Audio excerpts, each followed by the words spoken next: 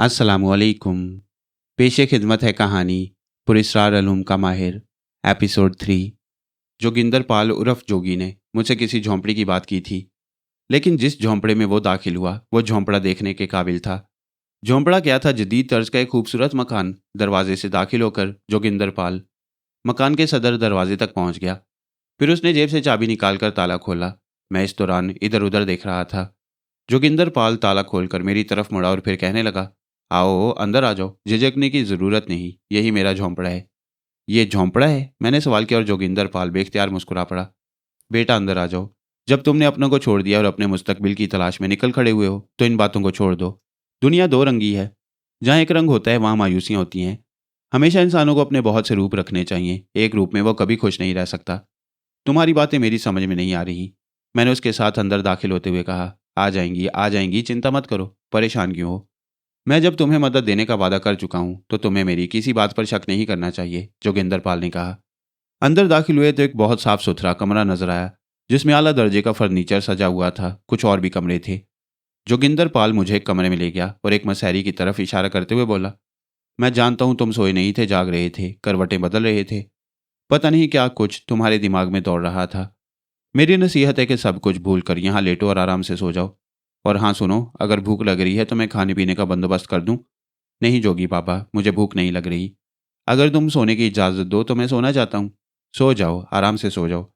दिमाग को अगर झमेलों में फंसाए रखा तो कभी नींद नहीं आएगी। अपने आप को तमाम झमेलों से आज़ाद कर दो, सुकून की नींद आ जाएगी। ये तुम्हारे लिए ज़रूरी है। उसने कहा और बाहर निकल गया। मैं आराम से मसहरी पर जाकर लेट गया। बड़ी आरामदेह मसहरी थी। कमरा नीम तारीख सा था और ऊपर एक खुले हुए रोशनदान के अलावा रोशनी कहीं से नहीं आती थी। लेकिन उस रोशनदान के शीशे भी रंगीन थे और वो बंद था। बस उससे हल्की सी रोशनी आ रही थी, जिससे यह एहसास होता था कि दिन का वक्त है। मैं आंखें बंद करके सोने की कोशिश करने लगा। मैंने जोगी बाबा की हदायत पर अमल किया। जहन को आज़ाद छोड़ा तो नींद आ गई, फिर आंख खुल गई। काफ़ी देर तक सोता रहा था। सोने से थकन दूर हो गई, तबीयत भी बशाश थी, अलबत्ता भूख लग रही थी। उठा और कमरे का दरवाज़ा खोलकर बाहर निकल आया। बाहर जोगी बाबा बैठा कुछ कर रहा था। मुझे देखकर मुस्कुराते हुए उसने गर्दन हिलाई। सो लिए खूब? वो आहिस्ता से बोला। हाँ बाबा। चलो मुंह हाथ धो लो, मैं तुम्हारे लिए भोजन लाता हूँ, उसने कहा। और थोड़ी देर के बाद हम दोनों बैठे खाना खा रहे थे। आपने भी खाना नहीं खाया जोगी बाबा? मेहमान के बिना कैसे खा सकता था। क्या बज गया है? 2:30 बजा है दोपहर का।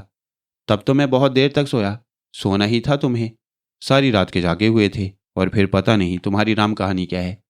कभी मन चाहे तो बता देना, वरना मैं इस किस्म के लोगों में से नहीं हूँ कि किसी का माजी कुरीदता फिरूं। हाँ, हाल और मुस्तकबिल की बातें तुम मुझ पर छोड़ दो। मैं तुमसे बहुत सारी बातें करना चाहता हूँ। करो जोगी बाबा करो। भोजन कर लो, आराम से भोजन कर लो। किसी और चीज़ की ज़रूरत हो तो बताओ। नहीं बाबा।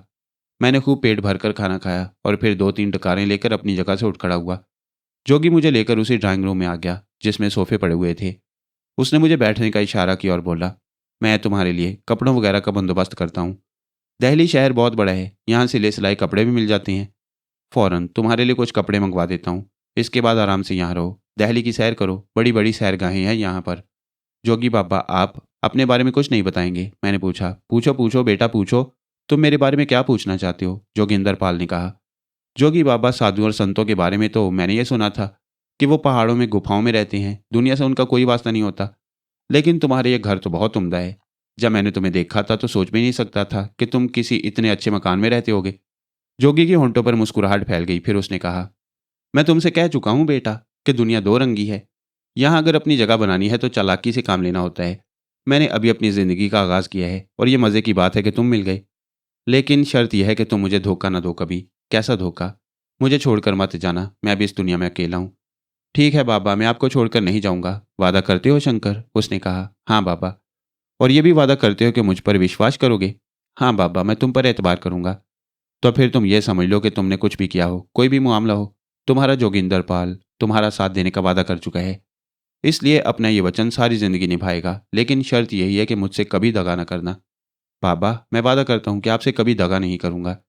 तो मैं भी वादा करता हूँ कि तुम्हें शहजादा बनाकर इस संसार में रखूँगा। इतना कुछ कर दूंगा तुम्हारे लिए कि जीवन भर किसी और चीज़ की चिंता तुम्हें ना होगी। अगर ये बात है बाबा तो समझ लो, आज से हमारा तुम्हारा साथ पक्का। मगर तुम मुझ पर एतबार नहीं करते बेटा, उसने कहा। क्यों? अभी तक तुमने अपने बारे में मुझे सच्ची बात नहीं बताई, जोगी ने कहा। सच्ची बात जानकर क्या करोगे पापा? मुझे डर है कहीं तुम भी मेरे खिलाफ ना हो जाओ। मैं तुम्हें वचन दे चुका हूँ कि अगर तुम मेरे जानी दुश्मन भी निकले तो मैं तुमसे कोई एतराज़ न करूँगा और ना ही तुम्हें परेशान करूँगा। पापा ने कहा। तो फिर सुनो, मैं तुम्हें अपनी कहानी सुनाता हूँ। मेरे दादा जिला हाथरस के एक इलाके मानिकपुर के रईस थे। बहुत से बहन भाई थे मेरे, ऐशो इशरत की ज़िंदगी बसर करते थे हम। लेकिन फिर हमारी तकदीर पर मौत के भयानक साए मंडलाने लगे। तुम्हारे दादा का क्या नाम था? जोगी बाबा ने पूछा। नवाब अकबर अली। गोया तुम मुसलमान हो? हाँ जोगी बाबा। क्या नाम है तुम्हारा? असगर अली। मुआफ़ करना बेटे, मैंने तुम्हारा नाम हिंदू रख दिया था। तुम्हें तो बहुत दुख हुआ होगा। नहीं बाबा, नामों से क्या होता है, मज़हब तो दिल में होता है। दिल से मैं मुसलमान हूँ। तुम ठीक कहते हो, अब आगे कहो, जोगी बाबा ने कहा। और मैं उन्हें अपनी कहानी सुनाने लगा। जोगी बाबा बड़ी खामोशी से मेरी दास्तान सुन रहे थे। मैंने उनसे कोई बात नहीं छुपाई और अर्जुन सिंह के बारे में सब कुछ बता दिया। मेरे खामोश होने के बाद देर तक जोगी बाबा खामोश रहे, फिर बोले।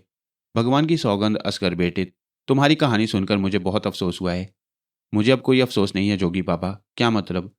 मुझे जितना रोना था रो चुका हूँ। अब मेरी आंखों में, मेरे वजूद में सिर्फ बदले की आग है।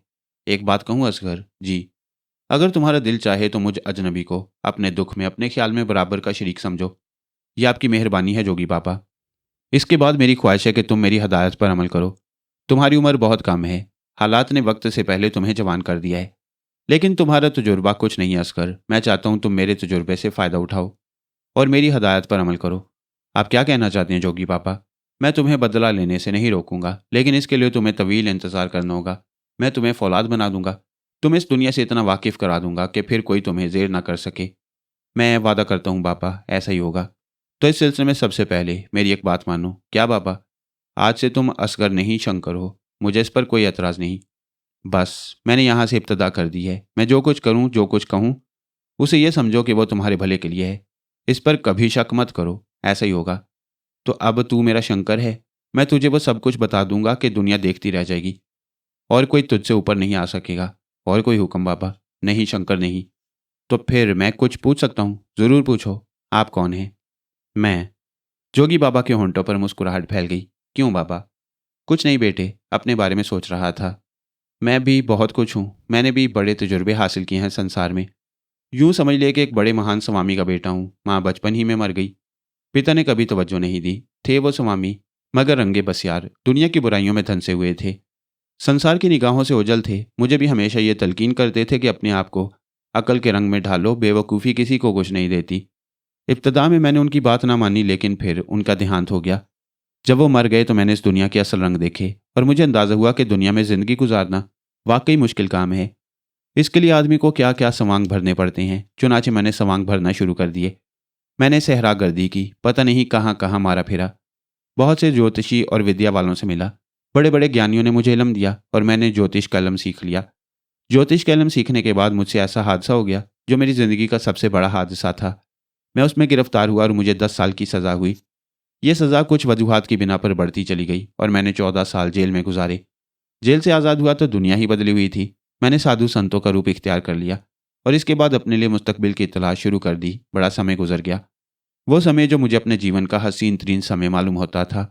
मेरी उम्र इतनी हो गई कि मैं अब उससे फ़ायदा नहीं उठा सकता था। लेकिन मेरे दिल में यह ख्वाहिश आज भी मचलती है कि मैं आराम की ज़िंदगी गुजारूं और मैं इसके लिए जिद्दोजहद कर रहा हूँ। कैसी जिद्दोजहद? इसके बारे में तुझे आहिस्ता आहिस्ता बताऊंगा। मैं तुझे अपना इल्म सिखाना चाहता हूँ। कौन सा इल्म? ज्योतिष, सितारों का हिसाब। बड़ी बड़ी बातें मालूम हो जाती हैं इससे। बड़े बड़े लोगों से मैंने इस सिलसिले में सबक लिया है और अब मैं इस काबिल हो गया हूँ कि अपना काम अंजाम दे सकूँ। मैं तेरे सितारे भी देखूंगा किसी समय।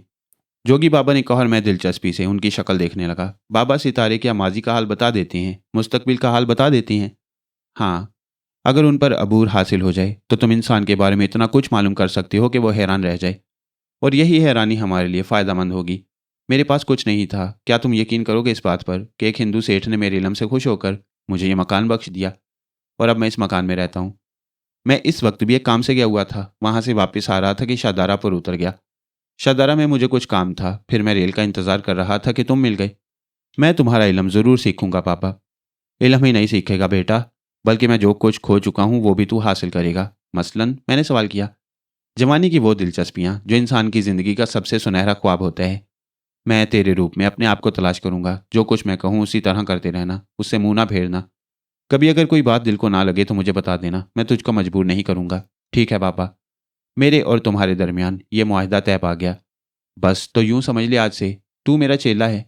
हम दुनिया की निगाहों में साधु बने रहेंगे, लेकिन हमारा एक रूप ऐसा भी होगा जिसे देखकर दूसरे ये सोच भी नहीं सकते कि हम कौन हैं। साधु बाबा ने जवाब दिया। इसके बाद उन्होंने अपने कानों के करीब कोई चीज़ तलाश करके अपनी दाढ़ी चेहरे से अलहदा कर ली। मैं हैरान रह गया। साधु बाबा ने मूंछें भी उतार दी और मेरी आंखें हैरत से फैली की फैली रह गईं। वो तो अच्छे खासे खूबसूरत आदमी थे जो थोड़ी देर पहले साधु के रूप में थे। बालों की एक विग सर से उतारने के बाद वह बिल्कुल ही जदीद किस्म का नौजवान सा आदमी बन गया। वो उम्र अच्छी खासी थी, लेकिन चेहरे पर बशाशत और जिंदगी की सुर्खी थी। मैं हैरत से उसे देखता रह गया। मैंने कहा था ना, दुनिया दो रंगी है, उसने कहा। अब तो उसका लहजा भी बदला हुआ था। हाँ जोगी बाबा। जोगी बाबा नहीं, तुम मुझे प्रिंस जोगिंदर कह सकते हो। प्रिंस जोगिंदर? मैंने ताज्जुब से पूछा। हाँ, प्रिंस जोगिंदर। ठहरो, मैं तुम्हें अपना दूसरा रूप दिखाता हूँ। वो अपनी जगह से उठा और कहीं चला गया। थोड़ी देर बाद जब वो एक कमरे से बरामद हुआ तो उसके बदन पर बेहतरीन किस्म का लिबास था जो इंतहाई जदीद लोगों का होता है। कोई ख्वाब में भी नहीं सोच सकता था कि थोड़ी देर पहले का ये जोगी अब इस तरह किसी के सामने आ खड़ा होगा। मैं ताज्जुब से उसे देखता रहा। फिर उसने कहा, डियर शंकर, दुनिया को मेरी आंखों से देखो, हमेशा ऐशो आराम से रहोगे। अगर ये बात है जोगी बाबा। जोगी बाबा नहीं, मैं तुमसे कह चुका हूँ, प्रिंस जोगिंदर। हाँ, अगर ये बात है प्रिंस, तो फिर आप यूं समझ लीजिए कि मैं आपका बेदाम गुलाम। मैंने कहा और उसने हाथ आगे बढ़ा दिया। हम दोनों ने गर्म जोशी से मुसाफिया किया था। फिर उसने कहा, तुम्हारा लिबास काफ़ी बोसीदा और ख़राब है शंकर। मुझे थोड़ी देर के लिए इजाज़त दो, तुम्हारे लिए नए लिबास ले आऊं। शाम को हम तुम्हें सैर कराने के लिए ले चलेंगे। मैंने ममनूनियत से गर्दन झुका दी। इतना बड़ा सहारा मिल जाने की कोई उम्मीद नहीं थी। और फिर मुझे साधु का ये रूप भी पसंद आया। बड़ा दिलचस्प, बड़ा ही अनोखा आदमी था। चुनाचे मैं मुसर्रत से गर्दन हिलाने लगा। वह चला गया। मैं आराम से उसके घर में घूमने फिरने लगा। पूरे घर का जायजा लिया मैंने। अच्छा खासा साजो सामान था। मेरे दिल में किसी किस्म का फ्रेब या लालच नहीं आया। मैं इस सहारे को छोड़ना नहीं चाहता था। तकरीबन 2 घंटे बाद प्रिंस जोगिंदर या जोगी बाबा वापस आ गए। उनके पास से चंद जोड़े कपड़े थे। ज़रा पहन कर देखो, तुम्हारे बदन पर ठीक है ना? वैसे तो मेरा अंदाज़ा गलत नहीं हो सकता तुम्हारे बारे में, उसने कहा और मैं लिबास पहनने लगा। जब मैं लिबास पहनकर बाहर आया तो वो मुझे देखकर मुसर्रत से खिल उठा। तुम्हारी शख्सियत वाकई किसी नवाबजादे की मालूम होती है। और तुम यकीन करो शंकर, इस शख्सियत से तुम इतना फ़ायदा उठा सकते हो जितना दूसरे नहीं उठा सकते। वैसे तुम्हारी उम्र क्या होगी? मुझे अंदाज़ा नहीं। जो कुछ भी तुम्हारी उम्र है, तुम बेमिसाल शख्सियत के मालिक हो। हम दोनों मिलकर तो तहलका मचा देंगे। लेकिन करना क्या होगा प्रिंस जोगिंदर? मैंने सवाल किया। फिलहाल तो सिर्फ ऐशो इशरत, आवारागर्दी और आराम, और कुछ नहीं, उसने हंसते हुए कहा। और फिर बोला, लेकिन सुनो, कहीं कभी किसी मसले में झिझकने की ज़रूरत नहीं। इस दुनिया में बेधड़क जीना सीखो, यही इंसान के लिए कारआमद चीज़ होती है। मैं तुम्हारी हर बात पर अमल करूंगा जोगिंदर, मैंने जवाब दिया। और प्रिंस जोगिंदर ने गर्दन हिला दी। फिर बोला, ये कपड़े उतारो, मुंह हाथ धो, बल्कि नहा लो। नहाने के बाद खूब अच्छी तरह चेहरा साफ करो और फिर लिबास पहन लो। शाम हो चुकी है। आज मैं तुम्हें दहली के मुख्तलिफ हिस्सों की सैर कराऊंगा। शाम के सुरमई धुंधलकों में हम दहली की जगमगाती सड़कों पर निकल आए। इंसानों का समुंदर ठाठे मार रहा था। मैंने अभी तक छोटे मोटे शहर ही देखे थे। दहली जैसा बड़ा शहर मेरे लिए अजनबी था। हम बहुत से इलाकों से गुजरे। प्रिंस जोगिंदर मुझे बताता रहा, ये चांदनी चौक है, ये कनाट पैलेस है, ये चावड़ी बाजार है, और ना जाने क्या क्या। फिर वो एक जगह रुक गया। कुर्बा जवार के कोठों से तबले और सारंगियों की आवाज़ें सुनाई दे रही थीं। मैंने अपनी ज़िंदगी में कभी ये जगह नहीं देखी थी। ये साजों की आवाज़ कहाँ से आ रही है? मैंने पूछा। नहीं समझे? उसने मुस्कुराकर कहा। नहीं, बिल्कुल नहीं। तो आओ मैं तुम्हें समझाऊं, लेकिन शर्त वही है, बेवकूफ़ी की कोई हरकत ना करना। जैसी तुम्हारी मर्जी जोगिंदर पाल, मैंने जवाब दिया। और वो मेरे साथ एक बाला खाने की सीढ़ियां तय करने लगा। मैं अपनी ज़िंदगी के एक नए राज और एक अहम मसले से दो चार होने जा रहा था। दर हकीकत मुझे इस बारे में कुछ नहीं मालूम था। अब इस दुनिया में कुछ देखा ही क्या था। सीढ़ियां चढ़कर हम एक खूबसूरत सजे हुए मकान में दाखिल हो गए। एक बहुत बड़े कमरे में बहुत से लोग बैठे हुए थे। फर्श पर कीमती कालीन बिछे हुए थे, उन पर गाँव तकिए लगे हुए थे, खास दान रखे हुए थे, और लोग उन गाँव तकियों से टेक लगाए बैठे थे। और दरमियान में एक बहुत खूबसूरत लड़की रक्स कर रही थी। साजिंदे साज बजा रहे थे और उनके नज़दीक कुछ औरतें बैठी हुई थीं। दरमियान में बैठी औरत ने हमें देखा तो चौंक पड़ी। उसने हाथ ऊपर उठा दिए थे। एकदम साज रुक गए। साजिंदे खामोश हो गए तो रकासा भी रुक गई। अरे प्रिंस, आप अचानक? दरमियान में बैठी औरत जल्दी से अपनी जगह से खड़ी हो गई। तमाम लोग गर्दनें उठा उठा कर हमें देखने लगे। ये क्या बाई जी, रक्स जारी रखो, तुम्हारे दूसरे मेहमान भी तो हैं। ओह नवाजिश, उस्ताद जी, रक्स जारी रखो, बाई जी ने कहा। और साजिंदे फिर साज बजाने लगे। रकासा ने फिर रक्स शुरू कर दिया और महफिल फिर गर्म हो गई। हमें बैठने के लिए खास जगह पेश की गई। बाई जी हमारे आगे बिछी जा रही थी। मुझसे कहलवा दिया होता प्रिंस कि आज आपका आने का इरादा है, महफिल खाली कर लेती। कोई हर्ज नहीं है बाई जी, कभी ऐसे भी सही। जोगी बाबा या प्रिंस जोगिंदर ने मुस्कुराते हुए कहा। ये कौन है? बाई जी ने मेरी तरफ इशारा करके कहा। ये कुंवर शंकर नाथ हैं। क्या है ये मत पूछो, बाद में बता दूंगा, प्रिंस जोगिंदर ने कहा। बहुत छोटे हैं ये तो, यहाँ इन्हें क्यों ले आए? ऐसे छोटे भी नहीं हैं, प्रिंस जोगिंदर हंसकर बोले। और बाई जी भी हंसने लगी। रकासा हमारे करीब आ गई थी। जोगिंदर ने मेरी तरफ इशारा किया और मैं ताज्जुब से अपने सामने बैठी गजल गाती लड़की को देखने लगा। वो बहुत अच्छी लग रही थी मुझे। दूध की तरह सफ़ेद आंखें बहुत बड़ी थी और उनमें काजल की बारीक लकीर अजीब लग रही थी। उसके दांत भी बहुत चमकदार और सफ़ेद थे और जब वो मुस्कुराती तो रोशनी सी फैल जाती। इस दौरान प्रिंस जोगिंदर झुककर बाई के कान में कुछ कहने लगे। बाई जी ने गर्दन हिला दी। फिर प्रिंस ने जेब से नोटों की एक गड्डी निकालकर बाई जी की गोद में सरका दी। बाई जी ने आंखें बंद करके गर्दन खम की। गड्डी बड़ी खामोशी के साथ उनके लिबास में कहीं गायब हो गई थी। फिर वो अपनी जगह से उठ गई। वो अंदरूनी कमरे में चली गई थी। गजल गाने वाली लड़की मेरे सामने गाती रही। उस वक्त प्रिंस जोगिंदर ने कुछ नोट मेरी तरफ सिरका दिए और इशारे से उस लड़की की तरफ नोट बढ़ाने के लिए कहा। मैंने वो सारे के सारे नोट उस लड़की की तरफ डाल दिए। वो गाते हुए एक अदा से झुकी, नोटों पर झपट्टा मारा और उन्हें साजिंदों की तरफ उछाल दिया और इसके बाद वो रक्स करते हुए आगे बढ़ गई। मैं अब पूरी तरह उसके रक्स की तरफ मुतवज्जा था। थोड़ी देर के बाद उस कमरे से जिसमें बाई जी दाखिल हुई थी, एक और हसीनो नौखेज लड़की बरामद हुई। बाल बाल मोती पिरोए हुए थे। उस पहली नाचने वाली लड़की से इतना ज़्यादा खूबसूरत लग रही थी कि बस एक लम्हे के लिए उसके चेहरे से निगाह न हटे। मैंने उसे देखा और सादा से अंदाज में दूसरी तरफ देखने लगा। वही दूसरी लड़की मुस्कुराती हुई मेरे पास आ बैठी थी। मैं एक लम्हे के लिए झिझका, लेकिन यहाँ का तो माहौल ही यह था, कोई किसी की जानिब मुतवज्जा नहीं था। सब रक्स करने वाली को देख रहे थे, यहाँ तक कि प्रिंस जोगिंदर भी और बाकी दूसरे लोग भी। वो चंद लम्हात मेरे नज़दीक बैठी मुस्कुराती रही। मुझे उसकी उम्र के बारे में कोई सही अंदाज़ा नहीं, ताहम अच्छी खासी समझदार लगती थी। फिर अचानक उसकी मुतरन्नम आवाज़ मेरे कानों में गूंजी। नाम नहीं बताएंगे अपना? हैं? मैंने चौंक कर उसकी तरफ देखा। मैंने कहा, नाम नहीं बताएंगे अपना? मुझसे कुछ कह रही हैं आप? हाँ तो फिर किससे कह रही हैं? वो नाज भरे अंदाज से बोली। मेरा नाम शंकर है, सिर्फ शंकर। सिर्फ से आपकी मुराद क्या है? मेरा मुराद है खाली शंकर। खाली शंकर नहीं, कुंवर शंकर। हाँ तो ये बात हुई ना कुंवर साहब। आप तो अपने बारे में बताते हुए भी झिझकती हैं। ज़रूरी है कि मैं आपको ये भी बताऊं कि मेरा नाम कुंवर शंकर है? बस शंकर कहते हैं मुझे। और हम क्या कहें? आप भी कुछ कहना चाहती हैं? मैंने किसी कदर शौकी से पूछा और वो हंस पड़ी। क्यों नहीं, आपको कौन कुछ नहीं कहना चाहेगा? आप भी शंकर ही कह लिया करें। मेरा नाम रुक्मणी है। बड़ा टेढ़ा नाम है, रुक्मणी। हाँ, आप इसे सीधा कर लें। वो बोली और एक बार फिर खिलखिलाकर हंस पड़ी। मुझे भी हंसी आ गई। यहाँ बैठने वालों के साथ अजनबियत कैसी! और फिर वो बहुत अच्छी शक्लो सूरत की मालिक थी। मुझे पसंद भी आई थी। मैं एक बार फिर रक्स करने वाली लड़की की तरफ मुतवज्जा हो गया। नाच पसंद है आपको? पहली बार देख रहा हूँ, पसंद या नापसंद का क्या सवाल है? हाय राम, किसी को नाचते हुए भी नहीं देखा आपने? नहीं देखा, मैंने जवाब दिया। बड़े भोले हैं आप कुछ कहना ज़रूरी समझती हैं तो कहती रहिए। यहाँ आप कुछ घबरा रहे हैं, आइए हमारे साथ चलिए, आपको घर के दूसरे हिस्से दिखाएं। कमाल है, यहाँ सबके सामने उठकर कैसे चलूं? ऐसे। उसने मेरा हाथ पकड़ा और खुद उठकर खड़ी हुई। मैंने बौखलाते हुए अंदाज में इधर उधर देखा और जब किसी को अपनी जानिब मुतवज्जा ना पाया तो शाने हिलाकर उठ गया। रुक्मणी मुझे लिए हुए अंदरूनी हिस्सों की जानिब चल पड़ी। बज़ाहिर एक बालाखाना नजर आता था, लेकिन जिस कमरे से गुजर कर हम बैरूनी बरामदे तक पहुंचे वो बड़ा खूबसूरत था। बरामदा भी बेहद हसीन था। उस पर बड़े बड़े हसीन गमले सजाए गए थे जिनमें खूबसूरत फूल मौजूद थे। तवीलो अरीज बरामदा था। दोनों तरफ उसके कमरे बने हुए थे। दूसरी तरफ रोशनियों का शहर नजर आ रहा था। तहद्दे निगाह रोशनियां ही रोशनियां बिखरी हुई थीं। ये जगह आपके काबिल तो नहीं है कुंवर जी, पर हम यहाँ मौजूद हैं, आपका मन बहलाने की कोशिश करेंगे। आप इस तरह वहाँ से मुझे उठाकर ले आई हैं, दूसरे लोग क्या सोचेंगे? यहाँ कोई किसी के बारे में कुछ नहीं सोचता। बस जिसका मन जिससे लगे वो उसी के बारे में सोचता है। आप भी नाचती हैं? मैंने पूछा।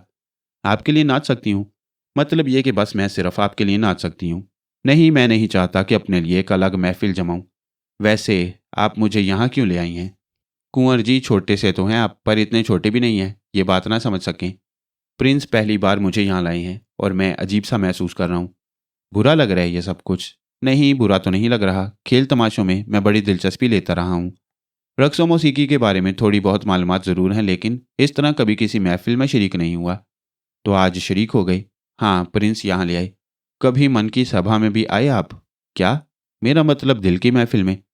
दिल की महफिल? देखो भाई, मुझे इतना गाढ़ा फलसफा नहीं आता। दिल खून पंप करने का एक गोश्त का लोथड़ा है जो इंसानी बदन में होता है, उसमें कोई महफिल भी लगती है? इसके बारे में अभी तक मेरी मालूमात नाकस हैं। वह हंस पड़ी, फिर बोली, बातें तो बड़ी कटीली कर लेते हो। मैं नहीं जानती कि तुम्हें दिल की महफिल का हाल मालूम ना हो। आप ना मानने से क्या फ़र्क पड़ता है, मैं सच बोलने का आदी हूँ, मैंने कहा। कभी किसी के मन में रहे? जी नहीं, मैं सिर्फ अपने घर में रहने का आदी हूँ, मैंने जवाब दिया, और एक बार फिर खिलखिलाकर हंस पड़ी।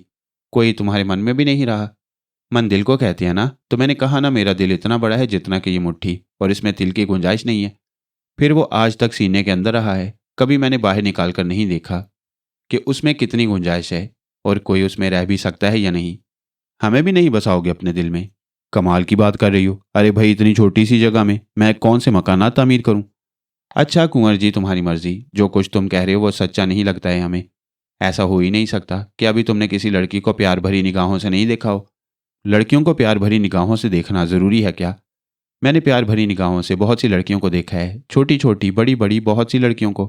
मेरे बारे में क्या ख्याल है?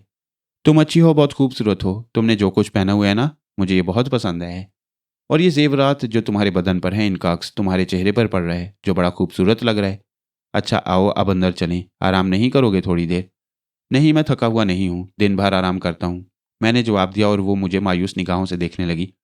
थोड़ी देर इधर उधर की बातें करती रही, फिर बोली, तो फिर आओ, उठो, सभा में चलें। और मैं उसके साथ बाहर निकल आया। वो बाई जी जो नोटों की गड्डी लेकर अंदर गई थी, फिर अपनी जगह बैठी थी, और दोनों ने आंखों ही आंखों में कुछ इशारे किए जिन्हें मैंने बखूबी महसूस किया था, लेकिन मैं कुछ समझ ना सका। वो लड़की जिसका नाम रुक्मणी था मुझे बाहर छोड़कर अंदर चली गई। थोड़ी देर बाद मैंने बाई जी और प्रिंस जोगिंदर को भी अपनी जगह से उठते देखा। मैं घबरा कर उठने लगा तो प्रिंस जोगिंदर ने मेरे शाने पर हाथ रखकर कहा, नहीं नहीं, बैठो बैठो, मैं अभी आया। मैं खामोशी से बैठ गया। रक्स करने वाली लड़की एक बार फिर मेरे नज़दीक आ गई। प्रिंस जोगिंदर नोटों की एक गड्डी मेरे पास सिरका गया था, जो मैंने घबरा कर उसके हवाले कर दी। मैं जानता था कि वो इन्हीं नोटों पर हमलावर हुई है। थोड़ी देर के बाद प्रिंस जोगिंदर वापस आ गया और मेरे नज़दीक ही बैठ गया। फिर उसने आहिस्ता से कहा, क्या ख्याल है, अब चलें यहाँ से? चलिए प्रिंस, मैंने कब मना किया है? महफिल जूं की तूं जमी हुई थी, रक्स करने वाली बदल गई थी। हम वहां से उठे। बाई जी हमें रुखसत करने दरवाजे तक आई थी, और फिर हम दरवाजे से बाहर निकल आए। थोड़ी देर के बाद हम वापस अपनी रिहाइशगाह की तरफ जा रहे थे। प्रिंस जोगिंदर या जोगी बाबा के होंठों पर मुस्कुराहट फैली हुई थी। रास्ते में उन्होंने कोई बात ना की। थोड़ी देर के बाद हम रिहाइशगाह में आ गए और उन्होंने मुझसे कहा, शंकर, लिबास तब्दील कर लो, उसके बाद हम आराम से बातें करेंगे। और मैं जोगी बाबा या प्रिंस जोगिंदर के हुक्म से लिबास तब्दील करने गया, और फिर जब नशिस्तगाह में पहुंचा तो खुद भी लिबास तब्दील कर चुके थे। मुझे सामने बिठाने के बाद उन्होंने मुस्कुराते हुए कहा, यूं समझ लो आज मैंने तुम्हारा इम्तिहान लिया था। कैसा इम्तिहान जोगी बाबा? मैंने सवाल किया। मैं देखना चाहता था कि तुम औरत से किस कदर मुतासिर होते हो। वो लड़की जो तुम्हें अपने साथ ले गई थी कैसी थी? कैसी से क्या मुराद है आपकी? सूरत और शक्ल में कैसी थी? काफ़ी खूबसूरत थी, अच्छी लग रही थी। मगर मैंने सुना है कि तुमने उसे बड़ी सफाई और चालाकी में टाल दिया। मैं नहीं समझा प्रिंस जोगिंदर। भाई, ये उम्र जिसमें तुम इस वक्त हो बड़ी खौफनाक उम्र होती है। यहीं से इंसान की शख्सियत तश्कील होती है, यहीं से उसकी फितरत का रुझान का पता चलता है। मैंने बाई जी से कहा था कि रुक्मणी को तुम्हारे साथ लाया जाए। मैं देखना यह चाहता था कि तुम उसके फेर में आते हो या नहीं। तो फिर क्या देखा आपने? मैंने सवाल किया। बेहद शानदार, बहुत ही उम्दा। दरअसल मैं ये कहना चाहता था शंकर कि औरत कायनात की सबसे हसीन लेकिन सबसे बदतरीन शय है। उसका हुस्न लाजवाल है। जब से ये दुनिया कायम हुई है वो इंसानी जहनों और दिलों पर हुकूमत करती चली आई है। उसकी दिल फरेबी से बचना मुहाल है। मैं ये नहीं कहता कि औरत का इंसानी ज़िंदगी में कोई दखल ही ना हो, लेकिन वक्त से पहले और हालात को परखे बगैर उसे इंसान की शख्सियत पर मुसल्लत नहीं होना चाहिए, क्योंकि जितने बड़े लोगों का जवाल हुआ है वो इसी के बायस हुआ है। तुम्हें नाकाबिले तस्खीर बनाने के लिए तुम्हारे बारे में यह जानना भी ज़रूरी था कि तुम औरत से किस हद तक मुतासिर होते हो। ये मुझसे ही पूछ लिया होता जोगी बाबा। बिला वजह इतना लंबा खड़ाक पैदा करने की क्या ज़रूरत थी? मैंने कहा, और प्रिंस जोगिंदर या जोगी बाबा के होंठों पर मुस्कुराहट फैल गई। ठीक है दोस्त, ये पहला इम्तिहान था और इसमें तुम कामयाब हुए हो, और अब मैं चाहता हूँ कि तुम्हें अपने फ़न से रूशनास करा दूँ, जो मैंने बड़ी मेहनत से सीखा है। इस दौरान हम सैर व तफरी भी करते रहेंगे। मैं तुम्हारे लिए और भी बहुत से इंतजामात करूँगा, लेकिन उसके साथ साथ ही तुम सितारा शनासी भी सीख लो। मैं खुशी से तैयार हूँ, मैंने जवाब दिया। और उस रात से प्रिंस जोगिंदर मुझे सितारों के बारे में बताने लगा। आसमान में बिखरे हुए लातादाद सितारों का एक हिसाब, उनके गिने ना जाने वाले जाल के बारे में, और ना जाने कैसी कैसी बातें। मैं इन तमाम बातों को जहन नशीन कर रहा था। बिलाशुबा मेरा जहन बहुत तेज था, क्योंकि प्रिंस जोगिंदर जो कुछ बता रहा था वो मेरे जहन के खानों में बैठता जा रहा था। मैंने दिल में फैसला कर लिया था कि वो जो कुछ मुझसे चाहता है उस पर मैं पूरा उतरूंगा, वरना फिर उसके साथ रहना बेकार है। यूं प्रिंस जोगिंदर मुझे सबक देता रहा, मुझसे सवालात पूछता रहा, और उसकी आंखों में मुसर्रतें नाचती रहीं। वो मुझे जायचा बनाना भी सिखा रहा था, और जाने क्या क्या। इल्म नजूम का सारा हिसाब किताब मेरे जहन में बैठता चला जा रहा था। और फिर सिर्फ एक हफ्ते के अंदर अंदर जब प्रिंस जोगिंदर ने मुझे पहले इम्तिहान में डाला तो वो ये देखकर हैरान रह गया कि मैं अपने मामलात में बिल्कुल परफेक्ट हूँ। उसने मुसरत से मुझे अपने बाजू में भींच लिया था। मैं दावे से कह सकता हूँ कि तू एक दिन बहुत बड़ा इंसान बनेगा, इतना बड़ा कि लोग तसव्वुर भी ना कर सकें। लेकिन मेरे दोस्त, मुझसे इनहराफ मत करना। मुमकिन है तुझे मेरी कुछ बातें पसंद ना आए, मुमकिन है तू मुझे कोई बुरा इंसान समझे, लेकिन ना समझना, मैंने दुनिया को बहुत करीब से देखा है, बहुत करीब से परखा है। मैं जानता हूँ कि इस दुनिया में जिंदा रहने के लिए इंसान को कैसे कैसे जतन करना पड़ते हैं। बेशुमार वो लोग होते हैं जो सुबह को मुंह अंधेरे अपना घर बार छोड़कर सड़कों पर निकल आती हैं, और फिर सारा दिन जिंदगी और मौत से पंजा कश रहती हैं। और शाम को जब वापस जाते हैं तो उनके पास सिर्फ इतना होता है कि वो अपने बाल बच्चों के साथ बैठकर खा लें। दूसरे दिन अगर वो बीमार हो जाएं तो उस दिन उनके बच्चे फाका कुशी का शिकार हो जाती हैं। तुम सड़कों पर दौड़ते हुए इंसानों को देखते हो जो अपने जैसे इंसानों को अपनी पुश्त पर लादे, पैरों पर कपड़ों के गट्ठर बांधे जमीन पर भागती हैं।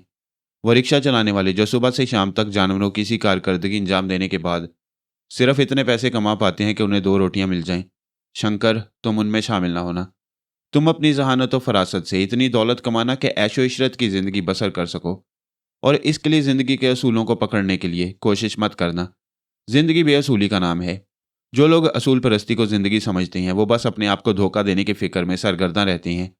मैं प्रिंस जोगिंदर की यह तकरीर सुनता रहा। कुछ समझ में आई और कुछ समझ में ना आई, लेकिन मैंने फैसला कर लिया था कि उसकी किसी बात से इनहराफ नहीं करूंगा। बुरे वक्त में एक ऐसा साथी मिला था जो बेहतर अंदाज में साथ दे सकता था। उसकी शख्सियत के बारे में मैंने यही अंदाज़ा लगा लिया कि वो चालाक आदमी है। इस दौरान उसने जोगी का भेष एक बार भी नहीं बदला। इस सिलसिले में मैंने उससे सवाल किया, ये बताओ प्रिंस जोगिंदर या जोगी बाबा, कि इस दौरान तुमने जोगी बनने की कोशिश क्यों नहीं की? ओ बेटे, मैं साधु भी बन जाता हूँ। मेरे असल में कई रूप हैं। मैं अभी तुम्हें अपनी इन दो शख्सियतों से रूशनास करा सका हूँ। बाद में तुम्हें पता चलेगा कि मैं किस किस रूप में हूँ। हम ज़रूरतमंद लोगों के पास भी जाएंगे तो हमारी शख्सियत साधु की होगी। फिलहाल इसकी ज़रूरत पेश नहीं आई। ठीक है बाबा, जैसा आप मुनासिब समझें। हाँ, एक बात आपसे अर्ज़ करूं, अगर कभी मेरी किसी बात में आप मुझे नाफरमान पाएं या महसूस करें कि मैं आपके हुक्म के और आपकी ख्वाहिश के मुताबिक अमल नहीं कर रहा तो मुझे बता दें। बगैर बताए हुए नाराज़ होने की कोशिश ना करें। नहीं बेटा, तुमसे कौन नाराज़ होगा? तुम तो मुझे चंद ही रोज़ में यूं लगते हो जैसे सदा के अपने हो।